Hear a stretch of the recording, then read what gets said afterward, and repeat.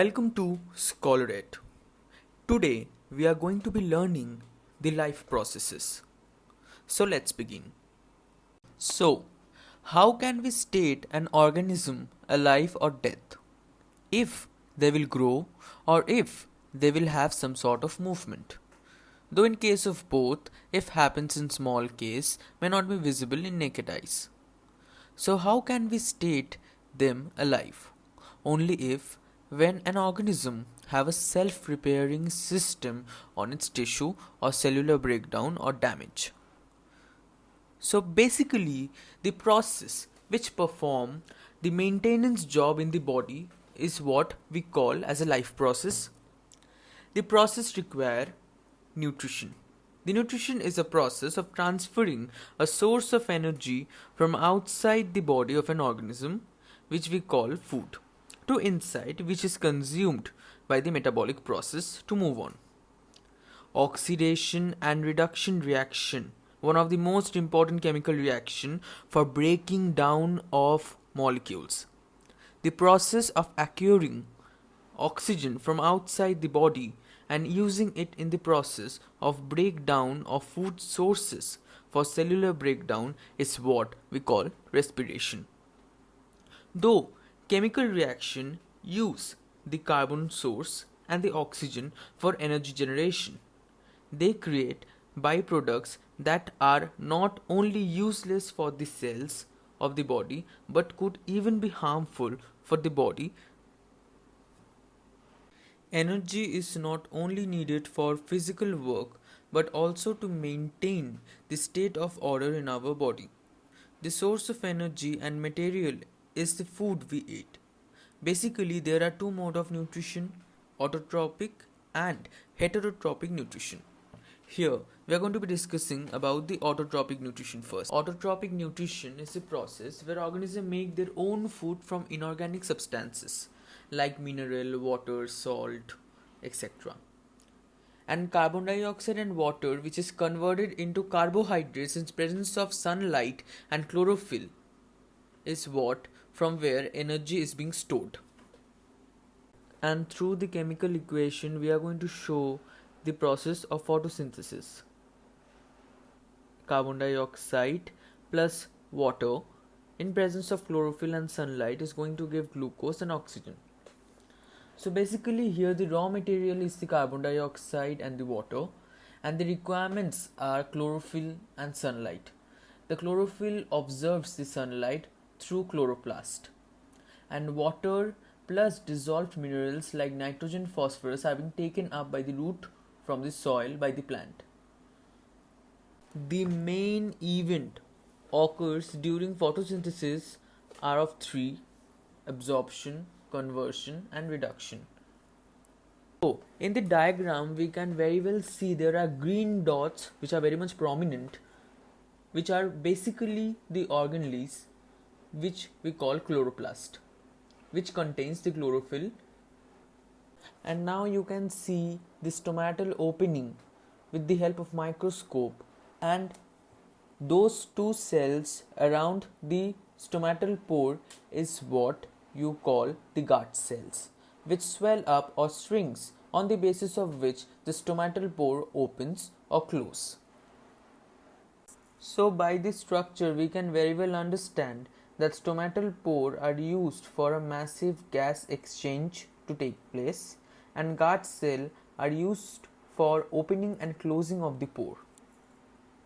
So here in the heterotrophic mode of nutrition, the organism takes the food from another organism, and maximum organism other than green plant and blue-green algae follows the heterotrophic mode of nutrition. The heterotrophic nutrition can be further divided into three types: holozoic, parasitic and saprophytic nutrition. In case of holozoic nutrition is what our common human beings do. It's a common mode of nutrition in which the digestion happens inside the body of the organism and the food is being ingested through the mouth. In case of saprophytic nutrition, in this mode the organism secretes digestive juice on the food and the food is digested while it is still to be ingested. The digested food is then ingested by the organism. Decomposers follow saprophytic nutrition. Some examples are like houseflies. Now, in case of parasitic nutrition, this mode where organism which lives inside or outside another organism and obtains nutrition from it is known as what we call parasite. For example of this is tick. Now, in case of nutrition in amoeba, an amoeba is a unicellular organism which follows the Holozoic mode of nutrition. It engulfs any food with the help of pseudopodia, and digestion takes place inside the body. And the steps involved are ingestion, digestion, absorption, assimilation, and egestion. In case of nutrition in Paramecium, it's also an unicellular organism, and the food is being taken from a specific spot and it's being moved with the help of cilia to the inside of the body. The Holozoic mode involves ingestion, digestion, absorption, assimilation, and egestion, which is already being told to you all. But in case of ingestion, it is a process of taking in the food. In case of digestion, it's the breaking down of complex food substances into simpler molecules. Absorption is basically the absorbing of digested food. In case of assimilation, it's an utilization of digested food for energy and growth and repair. In case of egestion, it's the removing of the undigested food. Now, let's come to the human digestive system. Basically, it comprises of alimentary canal and the associated digestive glands. The alimentary canal contains mouth, esophagus, stomach, small intestine, and large intestine. An associated gland are basically salivary gland, gastric gland, liver, pancreas. And firstly, the food is being taken to the mouth and chewed into smaller pieces. After that, the saliva present in the mouth, which is secreted from salivary gland, decomposes the starch into sucrose. Esophagus helps in taking the food from the mouth into the stomach by the peristaltic movement. What is a peristaltic movement? It's a rhythmic contraction of muscles of the lining of alimentary canal to push the food forward towards the digestive system. Now, stomach, where the food arrives, is a bag-like organ. Highly muscular walls of stomach help in churning the food. The walls of stomach excretes HCl, and which helps to kill the bacteria present in it, and the enzyme pepsin secreted in the stomach does the partial digestion of protein, and the mucus secreted from the stomach helps the stomach from getting damaged by the hydrochloric acid. Now let's come to the small intestine. It's a highly coiled tube-like structure, and the small intestine is longer than the large intestine, but its lumen is smaller than the large intestine. The small intestine is divided into three parts, and the three parts are duodenum, jejunum, and ileum. In case of liver, which is largest organ in the human body, the liver manufactures bile, which gets stored in gallbladder, and this gallbladder, the bile is released when required.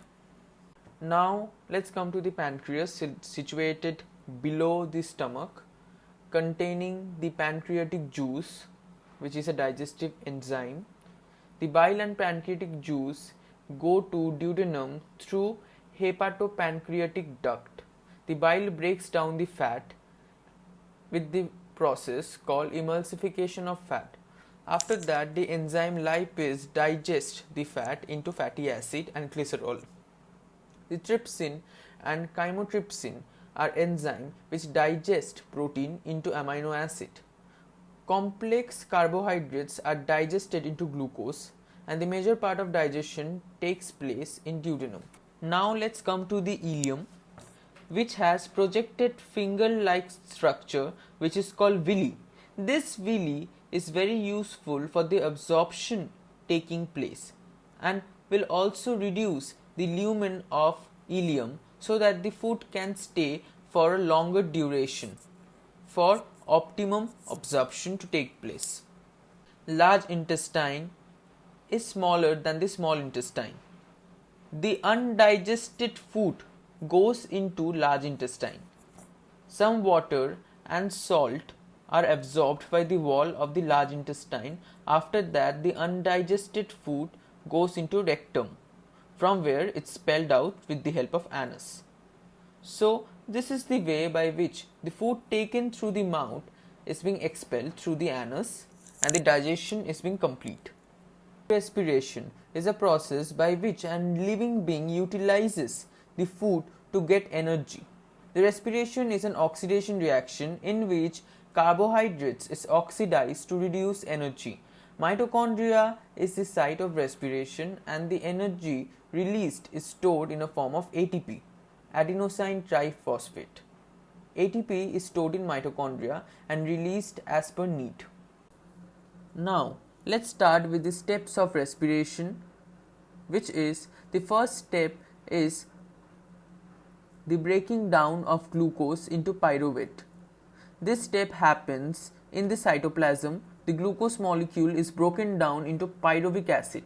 Glucose molecule is composed of 6 carbon atoms, while pyruvic acid is composed of 3 carbon atoms. The fate of pyruvic acid is what further breaking of pyruvic acid takes place in mitochondria, and the molecule formed depend on the type of respiration in particular organism. The respiration is of two types, aerobic and anaerobic respiration, which are going to be discussed. Here is the aerobic and anaerobic respiration. By the name you can very well understand, in case of aerobic respiration it needs the presence of oxygen. In case of anaerobic respiration it does not need the presence of oxygen. So, in case of anaerobic respiration, lactic acid is formed in some microbes as well as in muscle cells. Ethyl alcohol is also being formed in case of anaerobic respiration, like in organisms like yeast or bacteria. Pyruvic acid is either converted into ethyl alcohol or lactic acid in absence of oxygen. This is what the anaerobic respiration is all about. In case of aerobic respiration, the energy is released and the water molecule is also formed at the end of the process. But everything happens in this respiration in presence of oxygen. The respiratory system composed of a pair of lungs which is attached to the system of tubes which open on the outside through the nostril. The main structure of human respiratory system consists of nostril, pharynx, larynx, trachea, bronchi, bronchioles, alveoli. In case of nostril, there are two nostrils which converge to form a nasal passage from where air is being taken in. Pharynx is a tube-like structure which continues after the nasal passage. Larynx is a part comes after the pharynx. Trachea composed of rings of cartilages. Bronchi, a pair of bronchi comes out from trachea. Bronchioles, a bronchi divides into branches and sub-branches inside the lungs. Alveoli, there are air sacs at the end of the bronchioles. The alveolus composed of very thin membrane in place where blood capillaries are open. This is the alveolus where oxygen mixes with the blood and carbon dioxide exits from the blood. The exchange of gases in alveoli takes place due to the pressure differential. Mechanism of breathing. The breathing mechanism of lungs is controlled by diaphragm and intercostulus muscle. When the diaphragm is a membrane which separates the thoracic chamber from the abdominal cavity, the diaphragm moves down, the lungs expands and the air is inhaled. The diaphragm moves up, the lungs contract and the air is exhaled. Transportation of human being. In case of transportation of human being, which is a circulatory system responsible for transport of various substances in the human body. It composed of heart, arteries, vein and blood capillaries. Blood plays a very important role as a carrier. Heart is a muscular organ. The size of a heart is that of an adult fetus. The heart is a pumping organ which pumps the blood. There's a two system in heart. One is systole, another is diastole. In systole, the contraction of cardiac muscle takes place. In case of diastole, the relaxation of cardiac muscle takes place. Heart has four chambers: right atrium, right ventricles, left atrium. Now let's come to the artery and vein. Artery is a thick-walled blood vessel, whereas vein is a thin-walled blood vessel. Artery contains oxygenated blood and vein contains deoxygenated blood. The pulmonary artery are exceptions because they carry deoxygenated blood from heart to lungs, where oxygenation blood takes place. Capillaries are the blood with single-celled wall. Bloods are a connective tissue and composed of plasma, blood cells and platelet. Blood plasma is pale colored liquid. Blood cell consists of RBC and WBC. RBC is the red blood cell and WBC is the white blood cell. The red color, because of the presence of hemoglobin, is the real reason why RBC is red. Hemoglobin readily combines with oxygen and carbon dioxide. The transport of oxygen happens through hemoglobin. Some part of carbon dioxide is also transported through hemoglobin. Platelets are responsible for blood coagulation. Blood coagulation is a defense mechanism which prevents the excess loss of blood, which can cause injury. Lymph is an yellowish fluid which helps in immune system. Double circulation. In the human heart, the blood passes twice in one cardiac cycle. This type of circulation is called double circulation. One complete heartbeat in which all chambers of heart contracts and relax once is called cardiac cycle. The heartbeat about 72 times per minute in normal adult. In one cardiac cycle, the heart pumps out 70 ml of blood and thus 49,000 ml blood is in a minute. Double circulation ensures complete segregation of oxygenated and deoxygenated blood, which is very much necessary for optimum energy production in warm-blooded animals. Now, let's come to the transportation in plants, which basically has two significant figures, xylem and phloem, which are responsible for the transportation. In case of xylem is responsible for transportation of water and minerals. In case of phloem, it's responsible for transportation of food. Ascent of sap. The upward movement of water and minerals from the root to different parts is called the ascent of sap. Many factors are to play the ascent of sap. It takes place in any steps. They are explained as follows: the root pressure, the capillary action, the adhesion and cohesion, the transport of food and the transpirational pull. The function involves absorption and upward movement of water and minerals by creating pull. Helps in temperature regulation in plants. Excretion in human beings is the removal of harmful waste from the body. Human excretory system composed of pair of kidney, a tube, ureter, comes out from each kidney and goes to the urinary bladder. Urine is collected in the urinary bladder. So, in the case of kidney, it's a bean-shaped organ which composed of filtering unit called nephrons. Nephron structure need to be noted properly because it generally being asked in the examination. Nephron is called functional unit of the kidney, which is called the glomerulus. The glomerulus is a network of blood capillaries to which renal artery is being attached. The artery which takes blood to the glomerulus is called the afferent arteriole, and the one receiving the blood from glomerulus is called the efferent arteriole. The glomerulus is enclosed in capsule called Bowman capsule.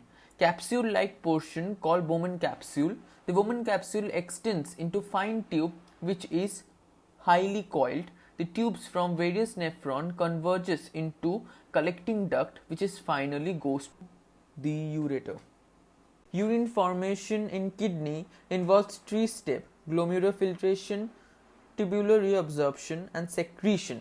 In case of glomerulofiltration, nitrogenous waste, glucose, water, amino acid, is being filtered from blood into Bowman's capsule of the nephron. In case of tubular reabsorption, useful substances from filtrate are being reabsorbed by capillaries surrounding the nephron.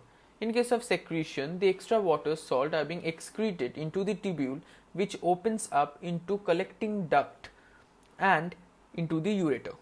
Urine produced in the kidney passes to the ureter to urinary bladder, which is stored until it's released through urethra. The purpose of making urine is to filter out waste product from the blood, urea, which is produced in liver. Homeodialysis is a process of purifying the blood by artificial kidney. Now we are at the end of the topic, excretion in plants. The waste product in plant is oxygen itself, and expel of excess water by transpiration can also be stated as an excreta. Plant use the fact that many of their tissues consist of dead cells that can even lose some parts such as leaves.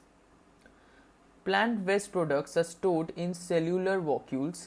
Waste products may be stored in leaves and then falls off.